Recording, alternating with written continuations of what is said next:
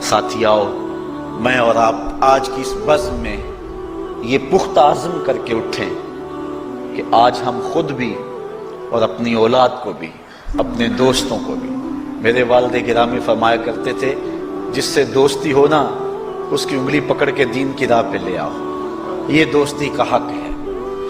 اس کے لیے آپ بہت کچھ کرتے ہیں لیکن اگر اس کو دین نہیں دیا تو کچھ بھی نہیں دیا۔ کوشش کرو میرا دوست ہو اور جہنم میں جائے۔ والدین بچے کے مستقبل کے لیے کتنی کوشش کرتے ہیں، لاکھوں روپیہ لگاتے ہیں مستقبل ٹھیک ہو تو، کرتے ہیں کہ نہیں کرتے؟ یونیورسٹیوں کے اندر، کالجوں کے اندر کتنی بھاری فیسیں بھرتے ہیں، کیوں اتنا کچھ کیوں کر رہے ہو؟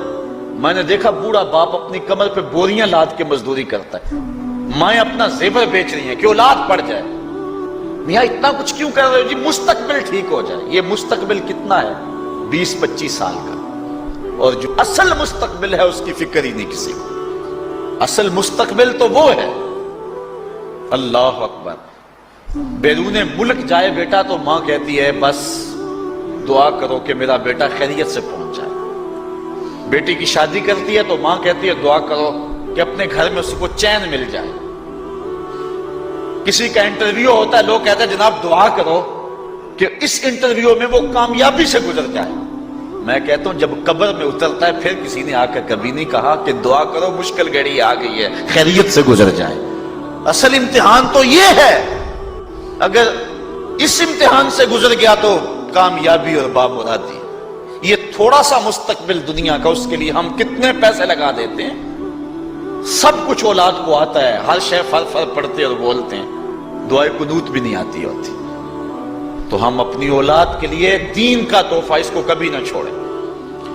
اللہ اکبر، کوشش کریں، محنت کریں۔ حضور نبی رحمت صلی اللہ علیہ وآلہ وسلم نے ان بد عمل واعظین کی بات بھی کی ہے کہ جو لوگوں کو نیکی کا حکم دیتے ہیں اور خود اس پہ عمل نہیں کرتے۔ آج ہمارے کچھ واعظین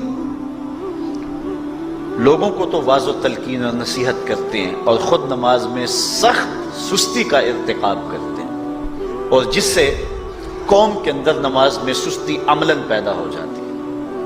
کوئی عرس کی تقریب ہو، کوئی محفل نعت ہو، کوئی جلسہ ہو، کوئی شادی کی تقریب ہو، نماز کے وقت کا پورا خیال رکھا کریں اور اس بات کا لحاظ رکھا کریں۔ بلکہ ہمارے ہاں ایک عجیب سا فیشن ہے اور عجیب سی بات ہے، میں بڑا حیران ہوا کرتا ہوں کہ عشاء کے بعد جب جلسے ہوتے ہیں نا ہمارے مساجد کے اندر، تو مغرب سے اعلان شروع ہو جاتا ہے آج رات فلاں صاحب خطاب فرمائیں گے، اور پھر جب نماز عشاء ہوتی ہے تو ہمارا نقیب محفل کھولتا ہے لاؤڈ سپیکر اور وہ اعلان کرتا ہے حضرات جماعت ہو چکی ہے، اب مسجد میں آ جائیں۔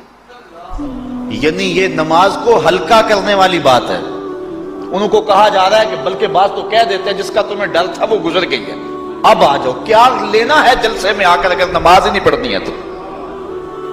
ممبر و محراب کے جو ذمہ دار ہیں ان سے جو ہے وہ عجیب و غریب قسم کی جو ہے وہ حرکات سکنات سرزد ہو رہی ہیں۔ یہ جو جہل نقیبوں کا ایک غول آ گیا نا، یہ بھی ایک بہت بڑی مصیبت ہے۔